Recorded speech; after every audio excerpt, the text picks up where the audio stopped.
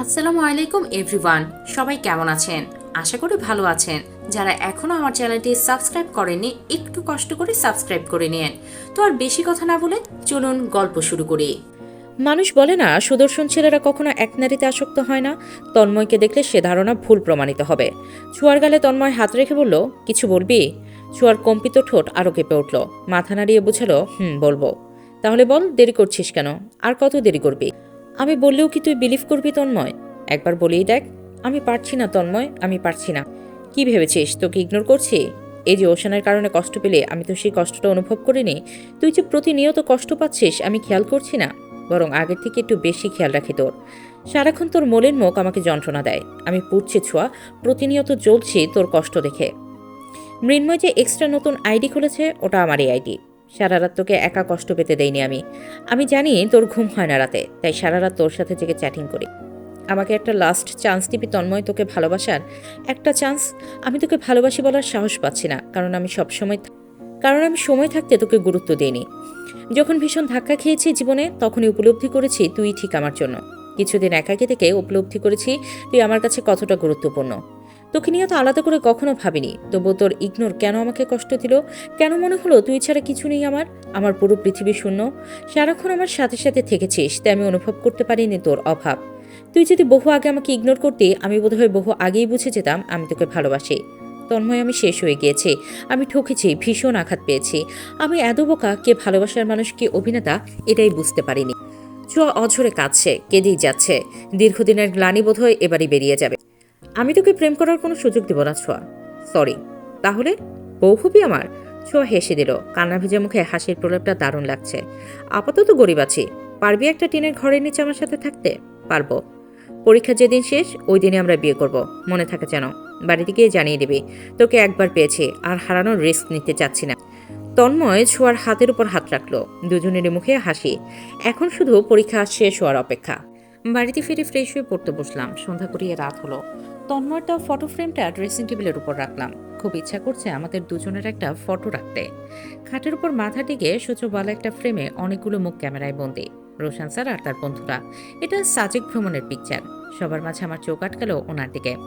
সন্ধ্যা থেকে একটানা বই পড়ে মাথা ধরেছে। এবারে দেখুন কেমন দম বন্ধ লাগে আমার। আমার গল্প করা বা কথা বলার মতো কেউ নেই। একমাত্র উনি এলেই মনে হয় চারিদিক মুখরিত। ফোন হাতে নিয়ে ওনার নাম্বারটা ডায়াল করেও কেটে দিলাম। কি বলবো ফোন করে? আমার বলতে ইচ্ছা করছে আমার একা ভালো লাগছে না, আপনি আসুন, কিন্তু লজ্জায় সেটা পারছি না। ফোনটা বিছানায় ফেলে দিলাম। সাথে সাথেই ফোনটা বেজে উঠল তড়িৎ গতিতে। ফোনের দিকে তাকালাম। তাকিয়ে দেখে ওনার নাম্বারটা ভাসছে। দ্রুতই ফোনটা রিসিভ করে কানে দিলাম। ফোনের ওপাশ থেকে মোহনীয় কণ্ঠস্বরে উনি বললেন, বলো।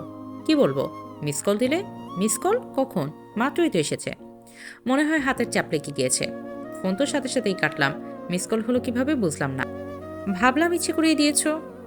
না মানে, থাক আর কিছু বলতে হবে না। পড়া শেষ? শেষ। সত্যি তো? নাকি তোমার বন্ধুদের সাথে আড্ডা দিচ্ছিলে মেসেঞ্জারে? না, সত্যি পড়ছি। আমাকে কিপটা মনে হয়? হ্যাঁ মনে হয়। কোন দিক দিয়ে? অনেক দিক দিয়ে। বিয়ে করেছেন? কখনো কিছু গিফট করেছেন? গিফট করতে হয় বিয়ে করলে? অবশ্যই। ড্রেসিং টেবিলের ড্রয়ারে চাবি আছে, চাবি নিয়ে আলমারি খোলো। কেন? কেনর উত্তর ওখানেই আছে। ড্রেসিং টেবিলের ড্রয়ার থেকে চাবি নিয়ে আলমারি খুললাম। উনি লাইনেই আছেন। খুলেছো? হ্যাঁ। কতগুলো প্যাকেট আছে দেখো। এ তো আপনি প্রায়ই বাসায় ফেরার সময় নিয়ে আসেন। আনি। কখনো তো খুলে দেখোনি। আপনার দরকারি জিনিসে কি আমার হাত দেওয়া উচিত হবে? ওখান থেকে একটা শাড়ি পরে রেডি হও, আমরা বাইরে ঘুরতে বের হব। এত রাতে? ঘোরার জন্য রাতে উত্তম। যদি তোমার সমস্যা থাকে তাহলে থাক। না, কিসের সমস্যা, কি বলছেন? আলমারিতে 5টা প্যাকেট। প্যাকেট 5টা বের করে দেখি 5টা শাড়ি। প্রতিটা প্যাকেটেই শাড়ির সাথে ম্যাচিং গহনা আর পাথরের চুড়ি। আমি দেখেছি মাঝে মধ্যে উনি প্যাকেট নিয়ে ঘরে ঢুকেন। দুদিন ওয়ার্ড্রোবের উপর রেখে তারপর আলমারিতে উঠিয়ে রেখেছেন, অথচ আমাকে বলেনি তোমার জন্য। কিন্তু প্যাকেটের গায়ে ঠিকই লেখা আছে তোমার জন্য। 5টা শাড়ির মাঝে সাদা শাড়িটার দিকে নজর গেল। জর্জের শাড়িটা ভালোভাবে পরে নিয়ে 2 হাত ভর্তি স্টোনের সাদা চুড়ি পরলাম। চুড়িগুলো ভারী, তবে দেখতে খুব সুন্দর। মুঠো ভর্তি চুড়ি, কাজল, লিপস্টিক, কপালের ছোট্ট টিপ। খোলা চুলে আমাকে যেন অন্যরকম লাগছে। আয়নায় বারবার নিজেকে দেখছি। বিভিন্ন অ্যাঙ্গেলে দাঁড়িয়ে নিজেকে দেখছি। শুধু একটাই কথা ওকে দিচ্ছে মনে, উনি কি মুগ্ধ হবেন? রেডি হওয়ার পর ছোট হ্যান্ড পার্সটা নিয়ে ওনাকে ফোন দিলাম। ফোন ধরতেই বললাম, কোথায় আপনি? রিক্সা নিয়ে রাস্তায় দাঁড়িয়ে আছি, চলে এসো। 1 মিনিট, এটুকু আসতে পারবে তো? পারবো, বাট বাইক নেবেন না? বাইক নিয়ে ঘুরে রাতের সৌন্দর্য উপভোগ করা গেলেও তারটা যাবে না। কারটা? প্রশ্ন না করে এসো। তড়িঘড়ি করে বেরিয়ে গেলাম। আকাশে গোল বৃত্তাকার চাঁদ, চারিদিক সোনালি আলোয় ঝিকিমিকি করছে। 2 মিনিটে রাস্তায় পৌঁছলাম। রাস্তায় একটা রিক্সা অপেক্ষা করছে। আমাকে দেখে উনি রিক্সা থেকে উকি দিয়ে বললেন, এসো। রিকশায় ওঠার সময় হাত এগিয়ে দিলেন উনি। ওনার হাতের পর হাত রাখার অনুভূতিটা ছিল চমৎকার। ওনার চোখে চোখ রেখে হাতে হাত রেখে রিকশায় উঠলাম। আমার ঠোঁটে লজ্জা মিশ্রিত হাসি। রিকশায় বসতে ওনার শরীরের সাথে সম্পূর্ণ মিশে গেলাম। উনি রিকশাওয়ালাকে বললেন, মামা চলেন। নির্জন রাস্তা, খোলা রিকশায় আমরা দুজন। মাথার উপর চাঁদ, চারিদিকে চাঁদের আলো। ঝোপঝাড়ে জোনাক পোকা উঠছে, ফুরফুরে বাতাস বইছে। খোলা চুল উড়ে ওনার চোখে মুখে পড়ছে। সময়টা যেন স্বপ্নের মতো। মনের মাঝে এমনই ভালো লাগাময় শিহরণ বইছে। আনন্দে চিৎকার দিয়ে নির্জন প্রহরে বলতে ইচ্ছা করছে, ধন্যবাদ পৃথিবী আমাকে এত সুখী করার জন্য, এত সুন্দর একটা রাত উপহার দেওয়ার জন্য, জীবনের শ্রেষ্ঠ মুহূর্ত উপহার দেওয়ার জন্য। ধন্যবাদ এই শ্যামসুন্দর মানুষটাকে আমার আজকের সময়টা এত স্পেশাল করে তুলবার জন্য। একটা মেয়ে ভালো অনুভব করতে পারবে প্রিয় মানুষের সাথে এমন একটা মুহূর্ত কাটাবার আনন্দ কত ভয়াবহ। লজ্জায় সরে বসার চেষ্টা করছি। ইস কি লজ্জা! ওনার সাথে মিশে গেলেই লজ্জা লাগছে।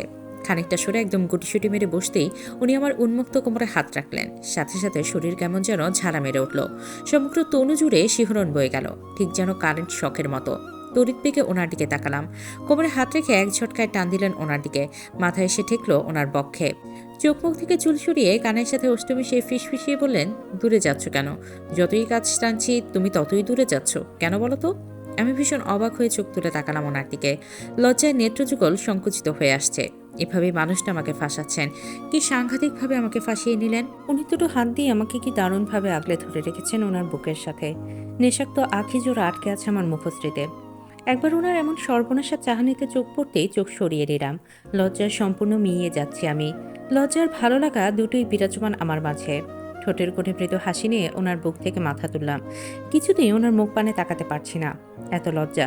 আমি এত লাজুক স্বভাবের সেটা ভাবতেই পারিনি।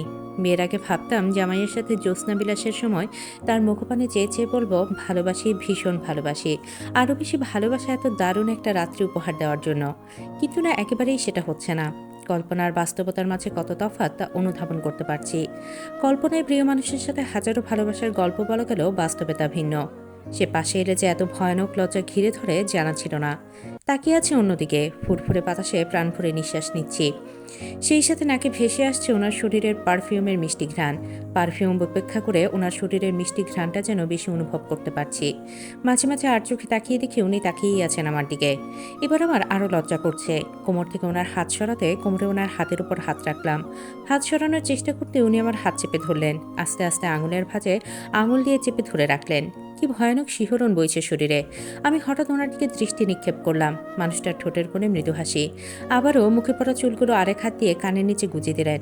তাতে লাভের লাভ কিছুই হলো না। সেকেন্ডের মাঝে চুল এসে আবার মুখের উপর পড়ল। উনি ফু দিয়ে চুল সরানোর চেষ্টা করছেন। আমি মুগ্ধ হয়ে দেখছি সব। এই মানুষটাকে সম্পূর্ণ প্রেমিক লাগছে এখন। কি বলবে? এই মানুষটা সারাক্ষণ গম্ভীর থাকে। এই প্রেমিক পুরুষটির এমন প্রেমিক সুলভ আচরণ দেখলে যে কোনো মেয়ে মুগ্ধ হবে। দুজনের কারো মুখে কথা নেই, অথচ কথা না বলেই শরীর মন জুড়ে বয়ে যাচ্ছে প্রেমময় কিছু অনুভূতি। কিছুটা মনের কাছাকাছি আসার গল্পের মতো, যার সাক্ষী নির্জন প্রহর আর আমরা দুজন। রিকশা চলছে তার আপন গতিতে। চাঁদের নরম আলো, খোলা হাওয়া, চুল উঠছে আঙুলের ভাঁজে আঙুল, সাথে প্রিয় মানুষটার মায়াবী চাহনি। এই দৃশ্যটুকু আজীবন মনে রাখার মতো। এমন কোনো মুহূর্ত পেলে প্রতিটা মানুষের জীবনেরই সেটা শ্রেষ্ঠ মুহূর্ত হবে। রিকশা চলতে চলতে অনেক দূর এগিয়ে গেল। এখনও বেশি রাত হয়নি। অবসর ভারী হয়ে আসা কণ্ঠে ওনার দিকে তাকিয়ে বললাম, আর কত দূর যাচ্ছি? আমরা কত দূর যাচ্ছি? আমাদের আজ কোনো গন্তব্য নেই। গন্তব্য নেই? না, পাশে তুমি আছো মানে পৃথিবীর সব জায়গা সুন্দর, প্রতিটা স্থান সুন্দর, প্রতিটা মুহূর্ত সুন্দর। তাই নির্দিষ্ট কোনো গন্তব্য নেই। আমার পেছনে তাকানোর মতো কিছুই নেই। আমি অবাক হয়ে তাকিয়ে আছি। উনি সত্যি এসব বলছেন? আমাকে বলছেন? আমি অনিমেষ তাকিয়ে আছি ওনার দিকে। বাকরুদ্ধ, স্তব্ধ আমি। পৃথিবীর কিছুই আমার কাছে বোধগম্য হচ্ছে না। এরই মাঝে রিকশাটি একটা বাজারে প্রবেশ করলো। বাজারটা বেশ বড়সড়, এখনো সব দোকান খোলা। প্রতিটা দোকানে দোকানে লাইট জ্বলছে। চারিদিক কেমন চকচক করছে। সামনেই চায়ের দোকান। এই এলাকার বিখ্যাত দুধ চা এই দোকানেই পাওয়া যায়। মানুষ যাতায়াতের পথে গাড়ি থামিয়ে এক কাপ চা খেয়ে আবার যাত্রা শুরু করে। রিকশাওয়ালা নেমে বললেন, চা খাবেন? আলাউদ্দিনের বিখ্যাত চায়ের কথা শুনেননি? এটাই সেই দোকান। আইসে যখন এক কাপ চা খেয়ে যান দুজন। আমি খাওয়াবো আপনাদের দুজনরে। আসেন, নেমে আসেন। উনি মিহি কণ্ঠে বললেন, আপনি খেতে থাকুন, আমরা আসছি। রিকশাওয়ালা নেমে চায়ের অর্ডার দিল। উনি আমার দিকে তাকিয়ে বললেন, চা খাবে? চা খেতে আমার বেশি ভালো লাগে না। তাহলে কি ভালো লাগে বলো, সেটাই এনে দিচ্ছি। যা ভালো লাগে তা নেই এখানে। যেখানেই থাকে হুকুম করলে হাজির হয়ে যাবে। হুকুম তো করো। হুকুম করব? অবশ্যই, রানীরা সারা জীবন হুকুমই করে এসেছে। আমি কি রানী নাকি? রানীই তো। কিভাবে রানী আমি? আমি রাজকন্যা। না কোনো রাজপ্রাসাদ আছে, না কোনো রাজার বউ আমি। মৃদু হেসে জবাব দিলেন, রানী হতে রাজ্য, রাজকন্যা, রাজার বউ কিছুই হওয়া লাগে না। নির্দিষ্ট কারো মনের রাজ্য দখল করে নিতে পারলে আর সেই রাজ্যের রাজার রানী হতে পারলে সেই আসল রানী। এসব রাজাদের কিন্তু একাধিক রানী থাকে না, কিন্তু যে রাজাদের কথা বললে তাদের একাধিক রানী থাকতো। আর এসব রাজারা মাত্র একজন রানীকে বুকের মাঝে লালন পালন করে, অসম্ভব ভালোবাসে, কখনো প্রকাশ করতে পারে আবার কখনো পারে না। তবে তার মুগ্ধতায় আটকে থাকে, এমনভাবে আটকে থাকে আজীবন আর বের হতে পারে না। পারে না আবার কি, এটা তো বেরই হতে চায় না। আমি আবারও নিষ্পলক চাহনিতে তাকিয়ে আছি ওনার দিকে। আমাকে তাকিয়ে থাকতে দেখে আবারও প্রশ্ন করলেন, কি চাই বলো? একটি নির্জন প্রহর চাই। এটুকু? এনে দিবেন? এত কোলাহল ভালো লাগছে না। চারিদিকে কোলাহল, ঝামেলা, কেমন অতিষ্ঠ হয়ে উঠেছে আমি। আমার সাথে একটি নির্জন প্রহরে যাবে? ভয় লাগবে না? কিসের ভয়? একটা প্রাপ্তবয়স্ক পুরুষের সাথে এত রাতে কোনো এক নির্জন নিরালয়ে যাবে? অনেক কিছুই তো হতে পারে। কি করবে তখন? চলবে। গল্পটি কেমন লাগলো অবশ্যই জানাবেন।